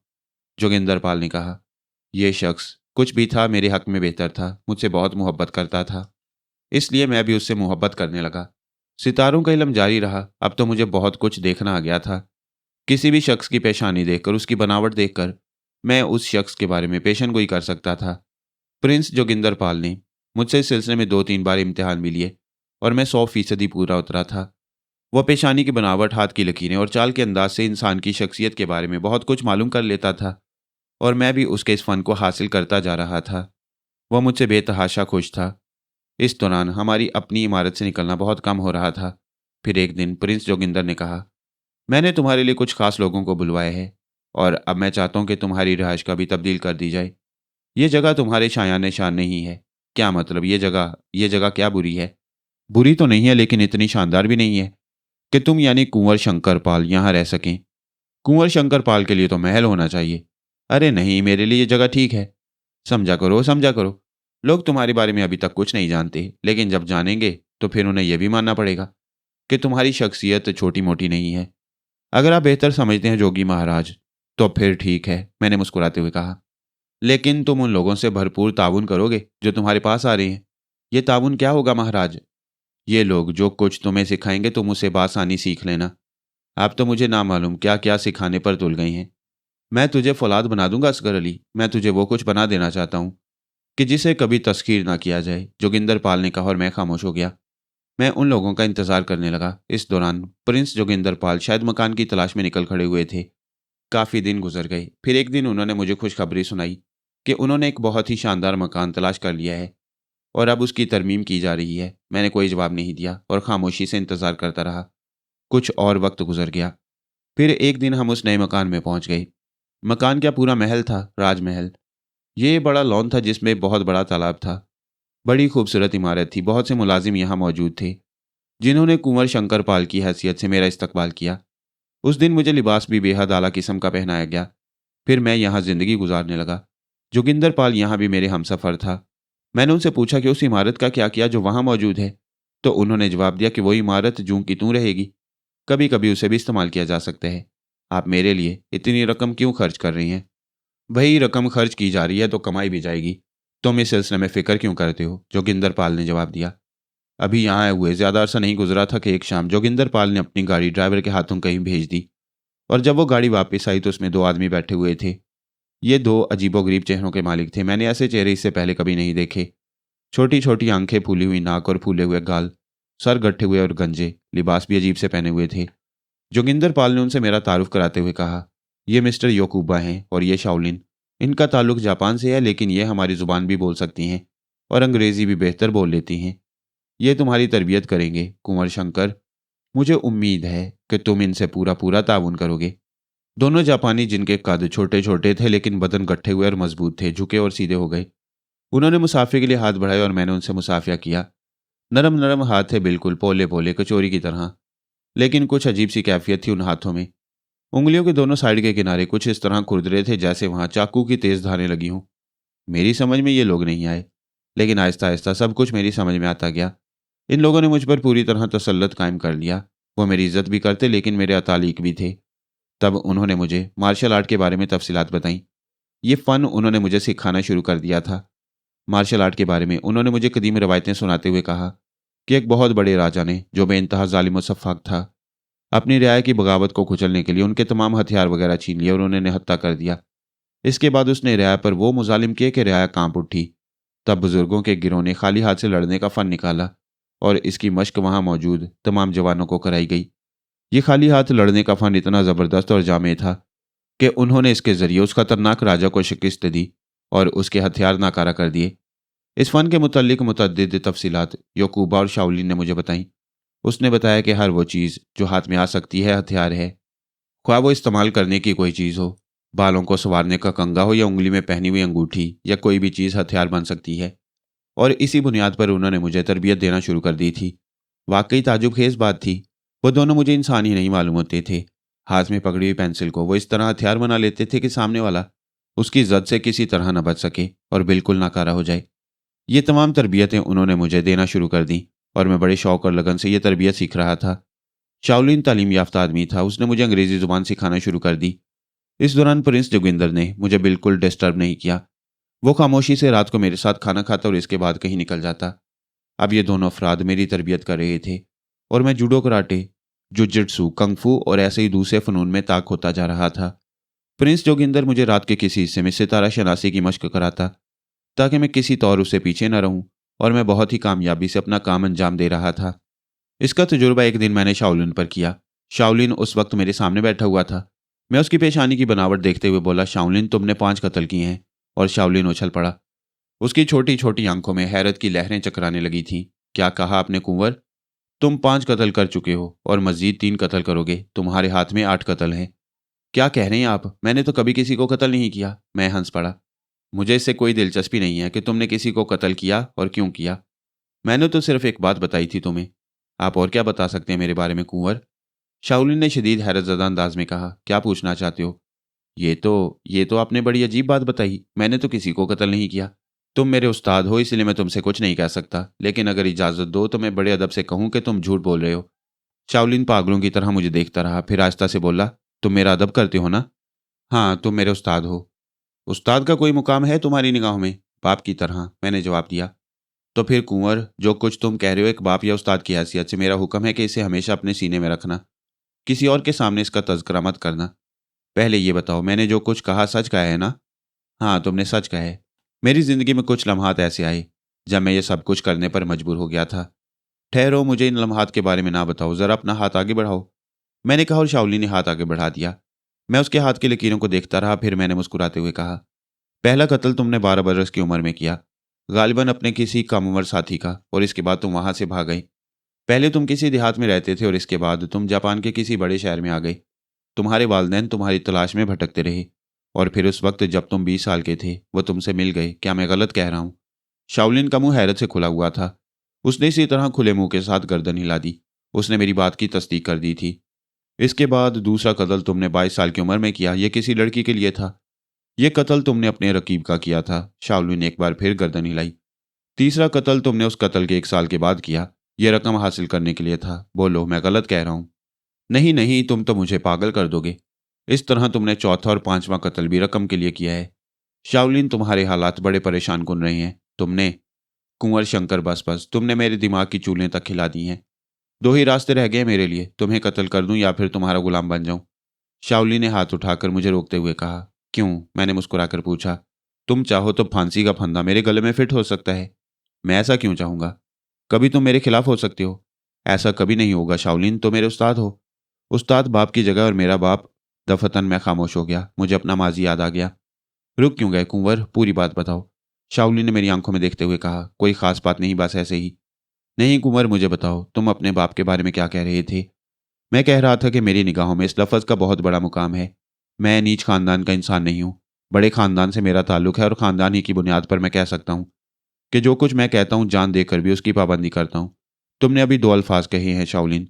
तुमने कहा है कि या तो मुझे कत्ल कर दो या मेरे गुलाम बन जाओ। तुम मुझे कत्ल करने के लिए आज़ाद हो। अगर मेरे खानदानी वकार का तज्जिया करना चाहते हो तो फिर उठो और मुझे कत्ल कर दो। कोई मुज़ाहमत नहीं करूँगा। किसी से एक लफ्ज़ कहने के लिए जिंदा नहीं रहूँगा। जहाँ तक तुम्हारी गुलामी का ताल्लुक है तो हम अपने बाप को अपना गुलाम नहीं बनाते। इससे ज़्यादा मैं कुछ नहीं कह सकता। शाओलिन अपनी जगह से उठा और उसने भींच कर मुझे सीने से लगा लिया। नहीं मेरे बच्चे, नहीं मेरे बेटे, मैं तो तुझे अपने बच्चों ही की तरह चाहता हूँ। बाप के लिए तेरे दिल में कोई खास बात ज़रूर है। ये मेरा अंदाज़ा है, मुझे नहीं बताएगा। शाओलिन, मेरे बाप को कत्ल किया गया था। मेरे पूरे खानदान को मौत की नींद सुला दिया गया था, समझे तुम? मेरे पूरे खानदान को फना कर दिया गया था। किसने किया था ऐसा? है एक शख्स जिससे इंतकाम लेने की आग मेरे सीने में भड़क रही है और जिसे ख़त्म करना मेरी ज़िंदगी का मकसद है। शाओलिन को बता, उसका सर तेरे सामने पेश कर देगा। तू जानता है कि शाओलिन कातिल है। मैंने कहा ना शाओलिन, तुम्हारा मुकाम मेरे दिल में बहुत बुलंद है। मैं तुम्हें बहुत बड़ी चीज़ समझता हूँ। मैंने जो कुछ तुम्हें बताया है तफरीहन ही बताया है। इसे तुम कुछ भी मायने पहना सकते हो, लेकिन मेरी ज़ात से तुम्हें कभी कोई नुकसान नहीं पहुंचेगा। जहां तक रहा मेरे बाप के कातिलों का सवाल, तो शाओलिन, उनसे इंतकाम तो मैं ही लूंगा। किसी और को मैं ये मनसब, ये ओहदा नहीं दे सकता। ओह, तो फिर मेरी बात भी सुन लो। शाओलिन हमेशा तुम्हारे गुलामों ही में रहेगा। मैंने सारी जिंदगी इस अंदाज में गुजारी है, लेकिन अब मुझे महसूस होता है कि मेरी बकिया जिंदगी को एक सहारा मिल गया है। मैं खामोश रहा। शाओलिन ने फिर इस सिलसिले में और कोई बात नहीं की। हालात जूं के तूं रहे। जोगिंदर पाल ने मुझे ज्योतिषी बना दिया था। बारहा वो इल्म के तजुर्बे कर चुका था और उनके नताइज पर शदीद हैरान रह जाता था। बारहा उसने कहा था, शंकर, तू तो मेरे भी कान काटने लगा है। सितारा शनासी और लकीरों का खेल तूने इतनी मशाकी से सीख लिया है कि मैं हैरान रह जाता हूँ। इतने अरसे में तो कोई इसके अलिफ बे से भी वाकिफ नहीं होता जितने में तू इसकी आखिरी हदों को पहुंच गया है। वाकई तेरा जवाब नहीं है। मैं अपने तौर पर कुछ तजुर्बे कर रहा हूँ गुरु महाराज, मैंने मुस्कुराते हुए कहा। कैसे तजुर्बे? चेहरों की बनावट, माथे की लकीरें, आंखों का अंदाज भी हाथों की लकीरों की तरह अपनी जुबान रखती हैं। मैं मश्क कर रहा हूं कि चेहरों को देखकर इंसान की शख्सियत का तज्जिया करूं। तुम अगर चाहो तो इस सिलसिले में मेरा इम्तिहान ले सकते हो। मुझे यकीन है कि तुझ जैसा होनहार आदमी ये सब कुछ कर सकता है। और अब तू पता नहीं क्या बन चुका है। कभी आईना देखता है? देखता हूं, मगर मैंने कभी गौर नहीं किया खुद पर। इतने से अरसे में तू अपनी उम्र से कई साल आगे बढ़ गया है। कद भी कैसा निकाला है तूने। और तेरी शक्ल सूरत, नवाबजादा तो तू था ही, लेकिन अब पता नहीं क्या बन गया है। अच्छा ये बता शंकर, घुड़सवारी से कोई दिलचस्पी है? मेरे होंठों पर मुस्कुराहट फैल गई। अगर चाहो तो ये भी सिखा दो प्रिंस जोगिंदर। हाँ, अब ये काम ऐसा रह गया जिसमें तुझे मुश्ताक करना है मुझे। तो फिर कब से शुरू कर रहे हो? कल से ही। मैं इस सिलसिले में घोड़ों के मामले में गौर कर रहा हूँ। ये बात आज से नहीं, काफ़ी दिन से मेरे जहन में थी कि तुझे शाही खेलों का भी माहिर होना चाहिए ताकि तेरी शख्सियत में कोई झोल न रह जाए। फिर घोड़ों का क्या किया तुमने? ऐसा करते हैं, आज शाम को लाल किले के पीछे चौगान के मैदान में चलते हैं। चौगान क्या होता है? अंग्रेजी जुबान में उसे पोलो कहते हैं। बड़ा ही दिलचस्प खेल है। आज शाम को मैं तुझे वो खेल दिखाऊंगा। जरूर, मैंने जवाब दिया और प्रिंस जोगिंदर खामोश हो गया। शाम को हम चारों, यानी मैं, प्रिंस जोगिंदर या जोगी बाबा, शाओलिन और यूकोबा, चौगान के मैदान की तरफ चल पड़े। हमारी गाड़ी शाही किले के अकब में उस वसीअरीज मैदान में पहुंच गई जहां एक दिलचस्प खेल हो रहा था। बहुत से घोड़े सवार हाथों में लंबी लंबी स्टिकें लिए सफ़ेद रंग की एक गेंद को घोड़ों पर बैठकर दौड़ाते फिर रहे थे। ये एक बाकायदा खेल था। इसमें सबसे बड़ा मसला बेहतरीन घुड़सवारी का ही था। और मैं महसूस कर रहा था कि वो लोग जो खेल खेल रहे हैं, खुद मैं भी उसमें कम महारत नहीं रखता। घुड़सवारी का मसला था, उसके बाद इस खेल को सीखना ज़्यादा मुश्किल काम नहीं था। चुनाचे मैं दिलचस्पी से इस खेल को देखता रहा। कई बार जोगिंदर पाल ने मेरे चेहरे की तरफ देखा, फिर उसने मुझसे पूछा, इस खेल में कोई दिलचस्पी हो रही है? वाकई बेहद दिलचस्प खेल है, मैंने जवाब दिया। तो फिर मैं तुम्हारे लिए इसका बंदोबस्त करूं? यकीनन। मैं इस खेल को दिलचस्पी की निगाह से देखता हूं, मैंने जवाब दिया। काफ़ी देर तक हम वहां रुके रहे और फिर वहां से चले आए। 3-4 दिन बाद जोगी बाबा ने मेरे लिए एक शानदार घोड़े का बंदोबस्त किया। ये घोड़ा उन्होंने चौगान के मैदान में ही छोड़ दिया था। वहां पहुंचकर उन्होंने मुझे घोड़ा दिखाया और फिर एक आदमी को मेरे सामने लाकर खड़ा किया। बड़ी बड़ी मूंछों वाला ये शख्स अच्छा खासा कद्देआवर था और इसकी उम्र भी 45-50 के करीब होगी। ये हैं कुंवर जी। अब आप देख लें कि आपके काम के हो सकते हैं या नहीं। मियाँ, काम का बनाना तो हमारा काम है बेटे। घोड़े के पट्टे पर हाथ रखा है कभी? नहीं रखा तो अब रख लूंगा। मगर ये घोड़ा तो अभी सही नहीं है। तुमने घोड़ा तो बहुत शानदार खरीदा है प्रिंस, मगर किसी नो आमोज के लिए ये सही नहीं है। मैंने तो अपनी दानिस्त में बहुत अच्छे घोड़े का इंतखाब किया था। मैंने कहा ना, इस घोड़े की नस्ल मुझसे पूछो। घोड़ों की नस्लें जानते जानते ही उम्र गुजारी है। बड़ी आला नस्ल का घोड़ा है और किसी नए आदमी को जरा मुश्किल ही से पीठ पर बैठने देता है। क्या मतलब? बुरा तो नहीं मानोगे? नहीं, बुरा मानने की क्या बात है, क्या कहना चाहते हो? प्रिंस जोगिंदर ने खान साहब से पूछा। आला नस्ल के घोड़े आला नस्ल के इंसान को पहचानते हैं। वो किसी मामूली आदमी को अपनी पीठ पर नहीं बैठने देते। कुंवर जी भी कोई मामूली हैसियत के आदमी नहीं है खान साहब, जोगिंदर पाल ने किसी कदर नागवार लहजे में कहा। देखो, मैं पहले ही कह चुका हूं कि बुरा मानने की बात नहीं है। अगर कुंवर साहब वाकई आला खानदान के हैं तो फिर यह घोड़ा भी इन्हें अपनी पीठ पर कबूल कर लेगा। आओ, सहारा देकर जरा इन्हें बिठाने की कोशिश करें। खान साहब ने घोड़े की बागें पकड़कर कहा। लेकिन इससे ज्यादा बर्दाश्त करने की मुझे में ताकत नहीं थी। मैं आगे बढ़ा और खान साहब की शक्ल देखते हुए कहा, खान साहब, घोड़े की लगामें मेरे हाथ में दें। खान साहब मेरे लहजे पर चौंक कर मुझे देखने लगे। क्यों मियाँ, क्या बात है? लगामें मेरे हाथ में दीजिए। मैं इस घोड़े की नस्ल देखना चाहता हूँ, मैंने जवाब दिया और खान साहब मेरे लहजे से कुछ ऐसे मरूब हुए कि उन्होंने फौरन लगामें मेरे हाथ में दे दी। तो ये घोड़ा आला नस्ल का है? आला नस्ल के घोड़े अपनी शान बरकरार रखते हैं, क्यों खान साहब? हाँ, इसमें कोई शक नहीं। तुम इसकी शान में कोई कमी पा रहे हो? देख लेता हूँ अभी, मैंने जवाब दिया। सच्ची बात यह है कि घोड़ों से मेरी दिलचस्पी ज़रूरत से ज़्यादा ही थी। ये दूसरी बात है कि कुछ वक्त बगैर घोड़े के परेशानी के आलम में निकल गया था। लेकिन अब जबकि मुझे आसाइशें नसीब हुई थीं, तो मेरी जिस्मानी कुव्वत भी पहले से ज़्यादा बढ़ गई थी। मैंने घोड़ों के सिलसिले में बहुत से तजुर्बात किए थे। चुनाचे उस वक्त भी मैंने अपने एक तजुर्बे को दोहराया। लगाम मैंने घोड़े के चेहरे के करीब पकड़ ली। दफअतन मेरे हाथ को एक हल्की सी जुम्बिश हुई। घोड़े के लिए वार अचानक और गैर मुतवक्का था। उसकी गर्दन एकदम टेढ़ी हुई और उसके पाँव ने जमीन छोड़ दी। वो बुरी तरह से नीचे गिरा था। खुद को संभालने के सिलसिले में उसने काफ़ी जिद्दोजहद की, लेकिन वह एक साइड से नीचे आ रहा और दूसरे लम्हे मैंने अपना पाँव उसके ऊपर फैला दिया और इसके बाद लगाम का वो हिस्सा छोड़ दिया जो मैंने एक मखसूस अंदाज में दबाया था। घोड़े ने बेख्तियार उठने की कोशिश की और दूसरे लम्हे वो खड़ा हो गया। मैं उसकी पुश्त पर था, फिर मैंने घोड़े को छोड़ दिया। जोगिंदर पाल, शाओलिन यकूबा और खुद खान साहब मुंह फाड़े रह गए। घोड़ा हवा से बातें करने लगा। मैंने उसे एक लंबा चक्कर दिया। घोड़ा पूरी तरह मेरे कब्जे में था। इस सिलसिले में तो मेरे अपने वालिद साहब भी मेरे बारे में हैरान थे। घुड़सवारी गोया मुझे कुदरती तौर पर वदीयत की गई थी। चुनाचे एक सरकश घोड़े को मैंने इस तरह आराम किया कि देखने वाले देखते ही रह गए। सबसे दिलचस्प बात यह थी कि मैं खुद उछलकर उसकी पुश्त पर सवार नहीं हुआ था, बल्कि घोड़ा मुझे अपनी पुश्त पर लेने के लिए खुद नीचे गिरा था। और ये काम खान साहब जैसे तजुर्बाकार लोगों के बस का नहीं था। घोड़े को एक मखसूस अंदाज में मोड़ना था जिससे वो अपना तवाजुन बरकरार नहीं रख सकता। आम हालात में अगर उसकी गर्दन भी तोड़ दी जाती तो शायद वो घुटना जमीन पर ना टिकाता, लेकिन यह सब कुछ एकदम करना होता था और मैंने ये सब कुछ कर दिखाया। प्रिंस, जोगिंदर और दूसरे तमाम साथी हैरत से मुझे देख रहे थे। थोड़ी देर के बाद मैं उनके पास वापस आ गया। खान साहब खड़े हुए सर खुजा रहे थे। जोगिंदर पाल भी शायद इस मौके का मुतवक्का नहीं था, लेकिन जब उसे एहसास हुआ कि मैं क्या कर चुका हूं तो उसकी आंखें खुशी से चमकने लगी। मैं करीब आकर घोड़े से उतर गया तो उसने खान साहब की शक्ल देखकर कहा, क्या ख्याल है खान साहब, आपके ये नया शागिर्द घुड़सवारी कर सकेगा? शागिर्द?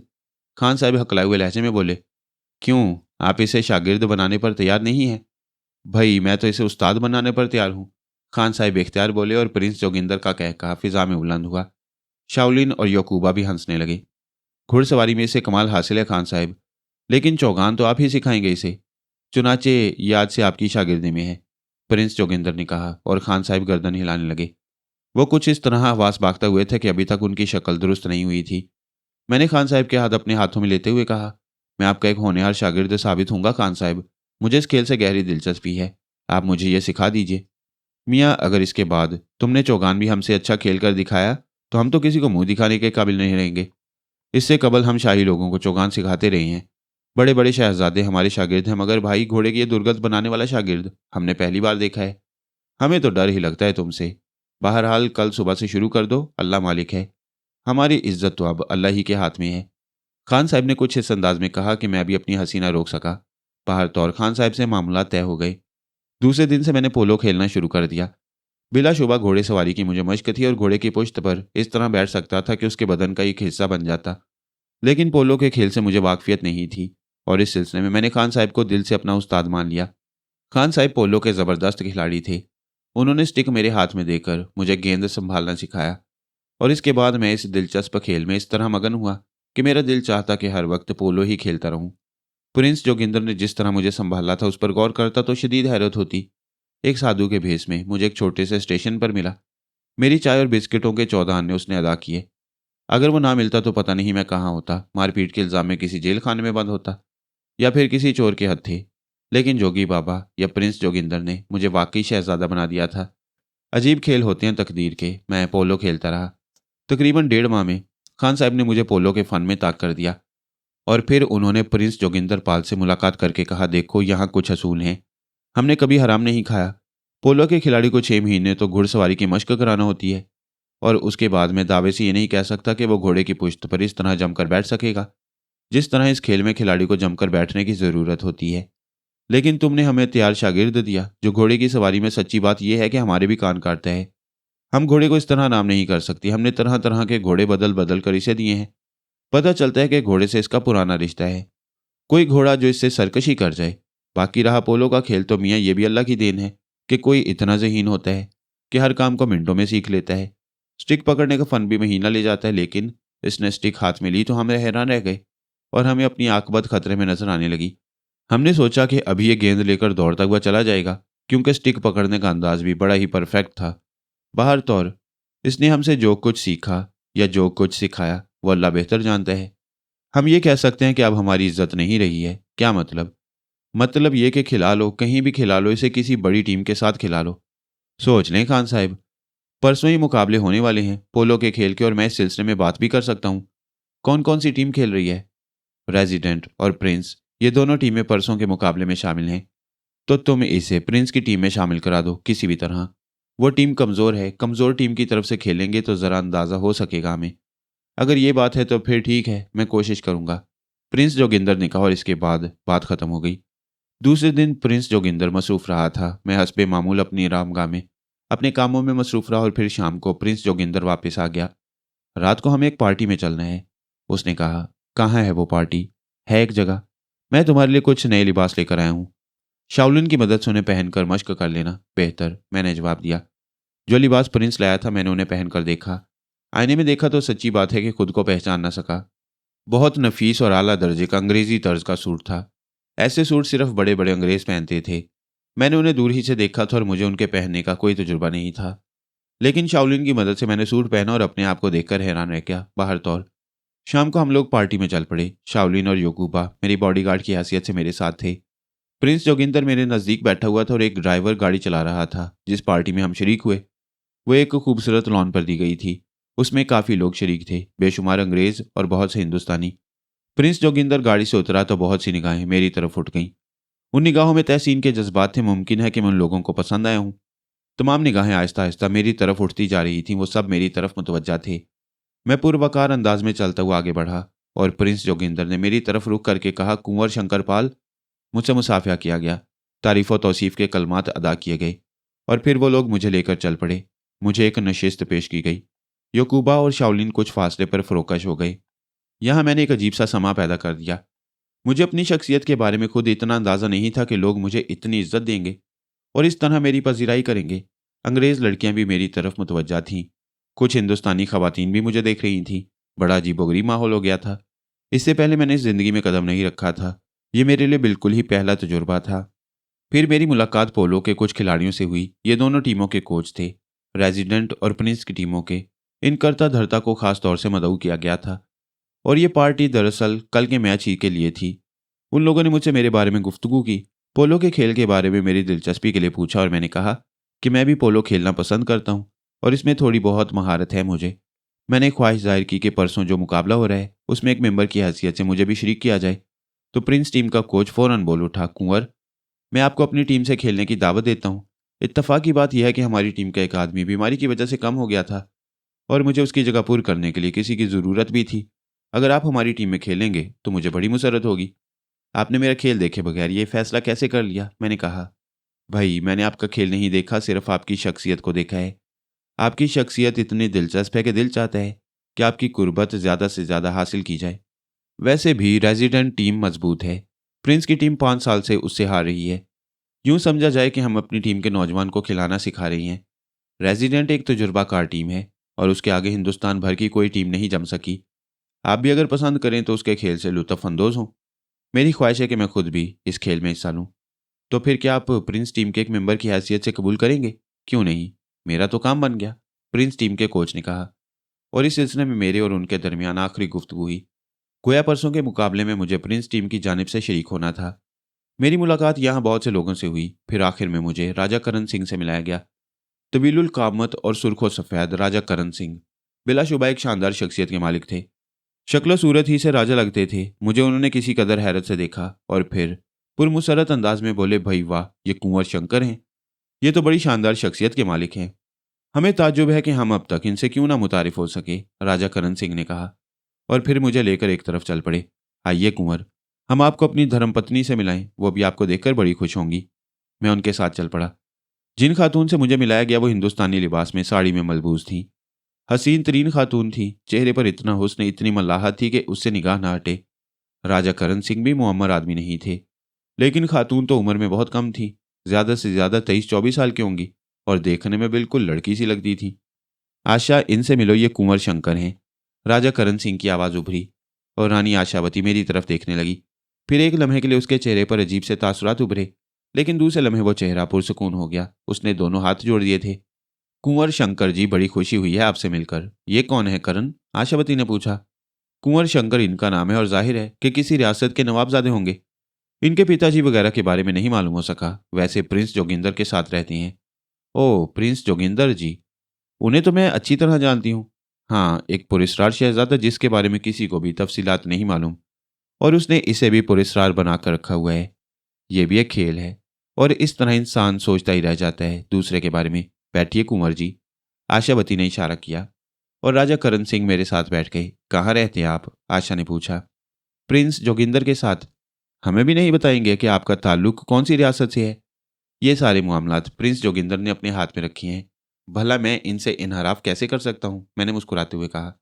बात वहीं की वहीं रही। आशावती हंसती हुई बोली। उसके सफ़ेद सफ़ेद दांत मोतियों की लड़ियों के मानिंद नजर आ रहे थे। बड़ी पुरसहर शख्सियत थी। एक लम्हे के लिए मेरा दिल चाहा कि उसे देखता रहूं, लेकिन बाहर तौर इतना अहमक भी नहीं था। ये खिलाफे अदब बात हो जाती। चुनाचे मैंने उस पर से निगाहें हटा लीं। फिर हम लोग काफ़ी देर तक गुफ्तगू करते रहे। राजा करण सिंह मुझसे मेरे मशागिल पूछ रहे थे। मैंने उसे बताया कि अभी तो खेल कूद, पढ़ना और लिखना बस यही है, इसके अलावा और कुछ नहीं करता। कौन कौन सा खेल खेल लेते हैं आप? जो भी खेलने को मिल जाए। पोलो से मुझे दिलचस्पी है। ओह, चौगान? जाहिर है, राजाओं महाराजों का खेल है। परसों आप रेजिडेंट और प्रिंस टीम के मुकाबले में आ रही हैं?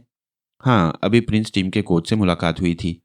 उसने मुझे पेशकश की है कि मैं रेजिडेंट के मुकाबले में प्रिंस टीम के साथ खेलूं। क्या आप चौगान खेल भी लेते हैं? आशावती ने पूछा। हाँ, थोड़ा बहुत सीखा है। अभी मश्क नहीं है, लेकिन खुद एतमादी है और इतनी बड़ी टीम से खेलने का शरफ हासिल कर रहा हूं, मैंने कहा। रानी आशावती बर्कपाश निगाहों से मुझे देखती रही। काफ़ी देर तक मैं उन लोगों से गुफ्तगू करता रहा। फिर इसके बाद हम वहां से उठ गए। पार्टी में खाने पीने का प्रोग्राम भी था। खाने के दौरान आशावती मेरे बिल्कुल ही करीब आकर खड़ी हुई थी। कई अंग्रेज लड़कियां, जिनमें एक जोसफाइन नामी लड़की भी थी, मुझ में दिलचस्पी ले रही थी। आशावती ने खाना खाते हुए झुके झुके अंदाज में कहा, कुंवर साहब, आप खतरे में हैं। मैं नहीं समझा रानी जी। क्या रानी जी रानी कर रही हैं? आप तो रानी जी कहकर मुझे बूढ़ा किए देती हैं। मेरा नाम आशा है, आप ज़्यादा से ज़्यादा आशा कुमारी कह लें। बेहतर। तो मैं किस तरह खतरे में हूँ आशा कुमारी? उस जोजफाइन को देख रही हैं? वह भंवरे की तरह आपके गिर्द मंडला रही है। मुझ पर? मैंने ताज्जुब से पूछा। हाँ हाँ, अपने खाने की तरफ मुतवज्जा रहिए वरना समझ जाएगी कि मैं आपको उनसे होशियार कर रही हूँ। ये कौन है? एक बहुत बड़े फौजी अफसर की बेटी है, जोज़फाइन नाम है। आपसे तारुफ किया तो था। इसके बाद से आपने गौर नहीं किया कि मुसलसल आप ही के इर्द गिर्द चकराती रही है। ये अंग्रेज़ लड़कियां बड़ी ही बेबाक होती हैं। ओह, शायद आप यकीन कीजिए मैंने गौर नहीं किया आशा कुमारी। अब जरा गौर करें और तमाशा देखें, लेकिन मैं आपको होशियार कर चुकी हूँ। कहीं किसी चक्कर में ना फंस जाएं। कैसा चक्कर? प्रेम का चक्कर। आशा कुमारी ने जेर लब मुस्कुराते हुए कहा। ओह, अभी इन चक्करों के लिए मेरे पास वक्त नहीं है। ये फुर्सत के खेल नहीं होते। बस इंसान इन्हें खेलता ही है, चाहे कोई भी उम्र हो, कोई भी समय हो। आशा कुमारी ने कहा। आप इस सिलसिले में खासी मालूमात रखती हैं। हम क्या और हमारी औकात क्या? उसने एक ठंडी सांस लेकर कहा। क्यों, आप रानी हैं इस रियासत की? जी ना जलाओ, बस खामोश हो जाओ, उसने आहिस्ता से कहा। अंदाज में बड़ी बेतकल्लुफी थी। समझ में नहीं आया था कि मामला क्या है। और यूं भी मैं इन गहराइयों से ज्यादा वाकफियत नहीं रखता था। खाना खत्म हो गया था। आशावती राजा करण सिंह के साथ आगे बढ़ गई। मैं उसके बारे में सोचता रहा। किस राजदारी से मुझसे गुफ्तगू कर रही थी, बड़ी अपनाइयत थी उसके अंदाज में। अचानक मुझे अपने अकब से एक आवाज़ सुनाई दी। हेलो कुंवर, कहाँ फिर रहे हैं आप? आइए मैं आपको अपने दोस्तों से मिलाऊं। ये जोज़फाइन थी। अच्छी खासी कबूल सूरत लग रही थी। मैंने मुस्कुराते हुए गर्दन खम कर दी। जोसफाइन ने 3-4 अंग्रेज लड़कियों से मेरा तारुफ करवाया, जिनके पता नहीं क्या क्या नाम थे, लेकिन बाहर तौर शाओलिन की तरबियत काम आ रही थी। अंग्रेजी जुबान अब मेरे लिए अजनबी नहीं रही थी। मैं उनसे रस्मी गुफ्तगू करता रहा और मुझसे मेरी रियासत के बारे में पूछने लगी। मेरी रियासत नामालूम है, बल्कि यूं समझें कि मैंने अभी तक खुद भी अपनी रियासत की शक्ल नहीं देखी। क्या मतलब? मतलब खुद निकाला जाता है, बताया नहीं जाता, मैंने कहा। ओह, मैंने सुना था कि आप अपनी रियासत के बारे में किसी को बताना पसंद नहीं करते, और इसके बावजूद आप पूछ रही हैं, मैंने कहा। जानना तो चाहते हैं कि आखिर कौन सी ऐसी रियासत है जिसका शहजादा इतना खूबसूरत है। मैं शहजादा नहीं हूँ, एक मामूली सा आदमी हूँ। आप लोगों को गलतफहमी हुई है मेरे बारे में। मामूली आदमी अगर ऐसे होते हैं तो फिर हिंदुस्तान तो माला माल है, जोसफाइन ने कहा। आप जो कुछ भी समझ लें, लेकिन शंकर, मैं और मेरी सहेलियां ये बात तय कर चुकी हैं कि आपको एक दिन अपने घर पर मदऊ किया जाए। अगर आप ये तय कर चुकी हैं तो फिर इस सिलसिले में मैं क्या कह सकता हूँ? आप वो दिन बताएं जब आप हमारे यहाँ आएंगे। इस सिलसिले में मेरे प्रोग्राम मेरे अतालिक और मुरब्बी प्रिंस जोगिंदर तय करती हैं। मैं खुद कभी अपने प्रोग्राम तय नहीं करता। बच्चे हैं आप? जोसफाइन ने पूछा। नहीं, बच्चा तो नहीं हूँ। तो फिर वो आपके प्रोग्राम क्यों तय करते हैं? इसलिए कि मैं उनके जेर तरबियत हूँ। मगर आपके साथी प्रोग्राम तो कुछ ना कुछ होंगे। आप खुद भी तो उनसे कह सकती हैं कि आप अपने किसी प्रोग्राम से जा रही हैं। नहीं, मैंने आज तक उनसे ये बात नहीं की और ना ही अब कहना चाहता हूँ। नहीं कुंवर, अब तो कहना ही पड़ेगा। क्यों? मैंने जोसफाइन की तरफ भवें उठाकर देखा। इसलिए कि मैं आपसे कह रही हूँ। मेरे होंठों पर मुस्कुराहट फैल गई। मिस जोसफाइन, मेरी आपसे ये पहली मुलाकात है। भला मैं आपके अहकामात कैसे मान सकता हूँ? ये हुक्म नहीं, इल्तिजा है। बेहतर होगा कि आप ये इल्तिजा प्रिंस जोगिंदर से करें, ताकि मेरे लिए कोई मुश्किल खड़ी ना हो। गोया आप हमारे लिए किसी से जंग भी नहीं कर सकते। जंग? जंग तो मैं आपके लिए जिससे चाहे कर सकता हूँ, लेकिन प्रिंस जोगिंदर का मामला दूसरा है। मेरे मामलात में आप सिर्फ उनसे राब्ता कायम कर सकती हैं, मैंने कहा। उसी वक्त प्रिंस जोगिंदर टहलते हुए मेरे पास आ गए। आइए कुंवर, मैं आपको एक और शख्सियत से मिलाऊं, उन्होंने कहा। और मैं जोसफाइन से इजाज़त लिए बगैर आगे बढ़ गया। प्रिंस जोगिंदर मुझे लिए हुए आहिस्ता आहिस्ता आगे बढ़ रहे थे। मैं जानता था कि जोसफाइन की निगाहें मेरा ताक़ुब कर रही हैं। प्रिंस जोगिंदर ने कहा, क्या कह रही थी ये लड़की? फजूल बातें। मुझे अपने घर पर मदऊ करना चाहती थी। कैसा महसूस कर रहे हो शंकर? बहुत अच्छा, बड़ी दिलचस्प जगह है। मुझे ये पार्टी बहुत पसंद आई है प्रिंस, और मैं मसरूर हूँ। दरअसल तुम्हारे अंदर एक खुद एतमादी, एक वकार, एक बुलंदी है। इस वजह से है कि तुम खुद भी एक आला खानदान के फर्द हो। मुझे तुम्हारे इंतखाब पर दिली मुसरत है। शंकर, यकीन करो, अगर तुम इसी तरह काम करते रहे तो मैं अपनी ज़िंदगी का वो सबसे अहम मकसद पालूंगा जिसके लिए मैं अब तक जिंदा हूँ। मैं खामोशी से प्रिंस जोगिंदर की बातें सुन रहा था। वो खामोश हुआ तो मैंने कहा, अब मेरी भी सुन लो जोगी बाबा, या जोगिंदर पाल जी। मैं जिन हालात में तुम्हारे हाथ तक पहुंचा था उनका जिक्र करना बेमकसद है। मैं अपनी ज़िंदगी के उस अहम मकसद के सिवा अपनी ज़ात में कोई और शय नहीं पाता। तुमने मुझसे एक वादा किया था कि मुझे नाकाबिले तस्कीर बनाकर अर्जुन सिंह से इंतकाम लेने का मौका दोगे। जोगिंदर पाल, मैं इंतज़ार करूंगा। जितने अरसे चाहो इंतज़ार करूंगा। उस वक्त का जब तुम खुद उठकर मुझे कहोगे कि शंकर या असगर अली, अब तू अपनी ज़िंदगी का मकसद पूरा कर, अर्जुन सिंह से इंतकाम ले। और जोगिंदर पाल, उस वक्त मैं समझूंगा कि मैंने आज तक तुमसे जो ताउन किया है, तुमको जो कुछ समझा है, उसका सिला मुझे मिल गया है। मेरी बाकी ज़िंदगी तुम्हारे हवाले है। तुम जो खिदमत मुझसे चाहो ले सकते हो। जिस तरह मुझे चाहो इस्तेमाल कर सकते हो, मुझे कभी कोई एतराज़ नहीं होगा। सच कह रहे हो शंकर? जोगिंदर पाल संजीदा लहजे में बोला। हाँ जोगिंदर पाल, इतना सच कह रहा हूँ कि उसके बाद सच की हदूद खत्म हो जाती हैं, मैंने पूरा सर लहजे में कहा। जोगिंदर पाल थोड़ी देर मेरी शक्ल देखता रहा, फिर बोला, मुझे तुम्हारी बड़ाई पर एतमाद है। यकीनन तुम जो कुछ कह रहे हो वो बिल्कुल सच है और मैंने इस सच पर भरोसा कर लिया। मैं तुम्हें एक खास बात बताना चाहता हूँ शंकर। बताओ। मैंने पार्टी में खास तौर से शिरकत इसलिए की थी कि तुम्हें राजा करण सिंह से मिलाऊं। ओह, राजा करण सिंह से कोई खास बात है? मैंने सवाल किया। हाँ, बहुत खास बात। अब तुम मुझे पूरे भरोसे के साथ ये बात बताओ कि राजा करण सिंह की स्त्री, मेरा मतलब है रानी आशावती, तुमसे किस तरह पेश आई थी? क्यों, इस सवाल का कोई खास मकसद है? हाँ, बहुत ही खास, बहुत ही गहरा। तो फिर सुनो, वो बहुत अच्छी तरह मुझसे पेश आई थी। उसने जोसफाइन के बारे में भी मुझसे कुछ बातें की थीं। जोसफाइन के बारे में? हाँ, जोसफाइन वो लड़की जिसके पास से तुम मुझे बुला कर लाए थे। मैं जानता हूँ, वो एक फौजी ऑफिसर की बेटी है, बहुत बड़े फौजी ऑफिसर की। वायस राय से बड़ी दोस्ती है उस फौजी ऑफिसर की और वो बड़ी अहमियत रखता है यहाँ दिल्ली में। जोसफाइन क्या कह रही थी? वो कह रही थी कि मैं उस लड़की से बचकर रहूं, वो बहुत खतरनाक है। ओह अच्छा, इस बात की कोई वजाहत भी की थी उसने?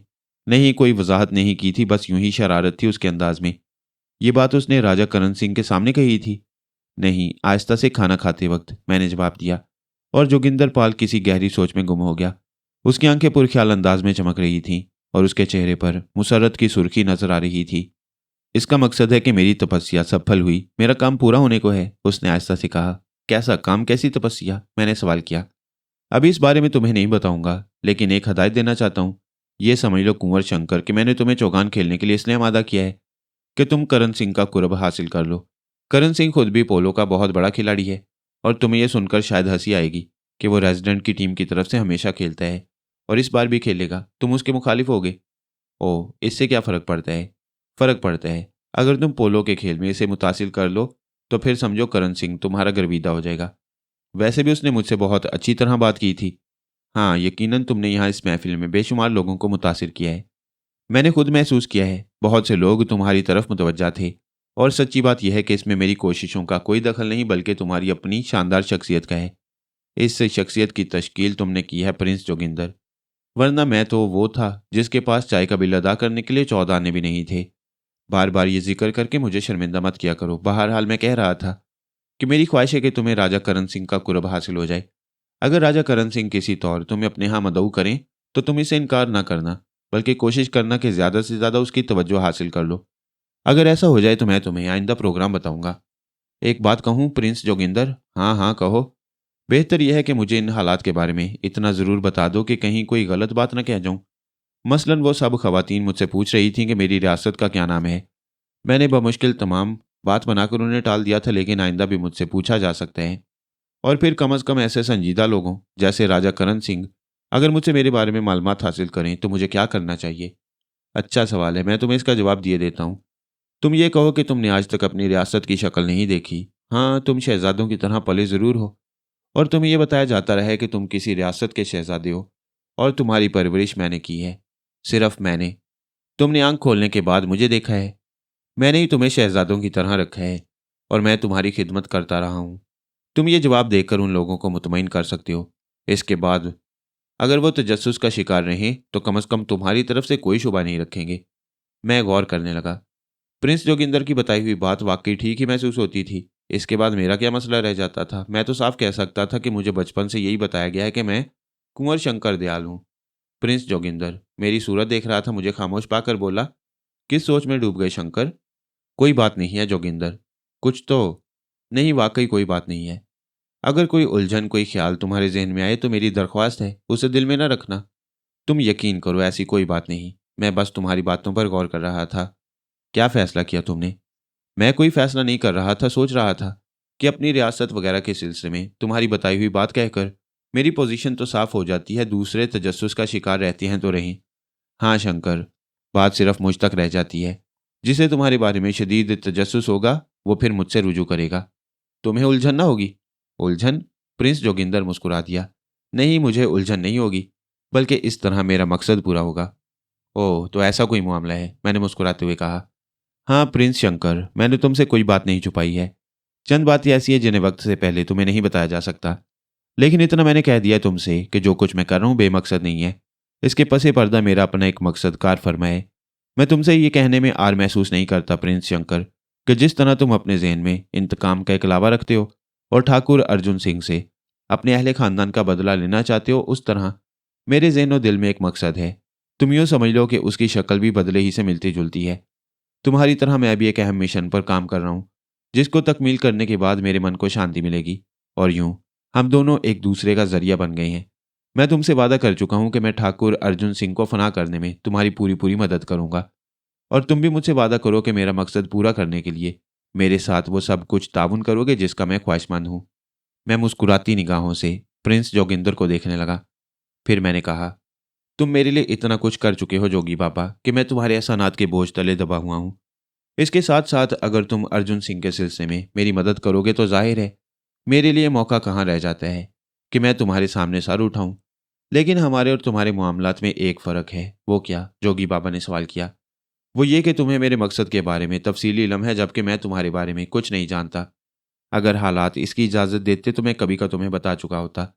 तुम्हें ना बताने से ये बिल्कुल ख्याल नहीं है मेरे जहन में कि तुम किसी को इन ख्यालात से आगाह कर दोगे। बल्कि अगर मेरा मकसद तुम्हें मालूम हो जाए तो मुझे सिर्फ ये खतरा है कि वक्त आने पर कुछ लोग चालाकी से हमारा तुम्हारा राज पहले से ना मालूम कर लें। मेरे अजीज दोस्त, मेरे नन्हे साथी, मेरा सिर्फ यही मकसद है और मुझे यकीन है कि तुम इस पर शुबा नहीं करोगे। नहीं जोगिंदर पाल, तुम्हारी ज़ात पर अब मुझे कोई शुबा नहीं। तुम्हारे लिए मैं हर काम आंखें बंद करके करने को तैयार हूँ। तुम यकीन करो, इसकी बुनियादी वजह यह नहीं कि तुमने मुझ पर एहसानात किए हैं, बल्कि मैं भी तुम्हारी शख्सियत से उतना ही मुतासिर हूँ। तुम्हें यकीन तो नहीं था कि मैं तुम्हारे मकसद की तकमील कर सकूंगा। वो चाय का बिल जो तुमने अदा किया था सिर्फ एक बेलौस मदद थी किसी इंसान की, और इसके बाद जो हालात पेश आए वो एक जंजीर के साथ बंधे हुए थे जो हमारे और तुम्हारे मामलात के दरमियान लटकी हुई है। इस रास्ते पर हम दोनों उस जंजीर के सहारे आगे बढ़ते चले गए और यहाँ तक पहुँच गए। चुनाचे शक्को शुबे का तस्वुर भी अपने जहन में ना लाओ। मैं जो कुछ पूछूंगा सिर्फ मालूमात हासिल करने के लिए होगा। प्रिंस जोगिंदर अपनी जगह से उठा और जज्बाती अंदाज में मुझे गले लगा लिया। फिर बोला, मैं बस अपने स्वर्गवास पिता और माता की सौगंध खाकर एक बात कहता हूँ कुंवर शंकर, कि तुम्हारे नुकसान के बारे में कभी नहीं सोचूंगा। हालात कभी किसी वक्त बहुत खतरनाक हो गए और ऐसे मोड़ पर आ गए कि हम दोनों एक दूसरे को दुश्मन समझने लगे। तो मैं खामोशी से अपना मकसद छोड़कर कहीं चला जाऊंगा, लेकिन तुम्हें कोई नुकसान नहीं पहुंचाऊंगा। ऐसा कभी नहीं होगा जोगी बाबा। तुम मेरे लिए बहुत बड़ी हैसियत रखते हो। इस वक्त इस दुनिया में तुम्हारे अलावा मेरा और कोई सहारा नहीं, और ये सहारा मेरी जिंदगी के आखिरी सांस तक के लिए है। मेरे बारे में भी ये यकीन कर लो कि मैं तुम्हें नुकसान नहीं पहुंचाऊंगा, क्या मुझे अपनी जिंदगी क्यों ना देनी पड़े। हम दोनों जज्बाती गुफ्तगू करते रहे और इसके बाद जोगी बाबा बेख्तियार हंस पड़े। अरे, हम क्यों ये बातें करने लगे बेला वजह? हम एक दूसरे पर बहुत पहले एतमाद कर चुके हैं। अब बार बार इन बातों को नहीं दोहराएंगे। आज के बाद ये गुफ्तगू हमेशा के लिए ख़त्म। हमारे और तुम्हारे दरमियान एतमाद और मोहब्बत का एक ऐसा रिश्ता कायम है जो कभी नहीं टूटेगा, मैंने कहा। और जोगी बाबा मेरा शाना थपथपाने लगे। खान साहब को दूसरे दिन बेहद मसरूफ रहना पड़ा। सारा दिन वो मुझे पोलो के बारे में तफसीलात बताते रहे। उन्होंने उसके बहुत से गुणों से मुझे आगाह कर दिया था। खुद बेचारे बूढ़े हो चुके थे, लेकिन शाही चौगानबाज थे और ऐसे ऐसे खेलों में हिस्सा ले चुके थे जिसमें बड़े बड़े अंग्रेज और राजे महाराजे हिस्सा लिया करते थे। लेकिन बदकिस्मती थी कि अब दरमियानी दर्जे की जिंदगी गुजार रहे थे और पोलो की कोचिंग करते थे।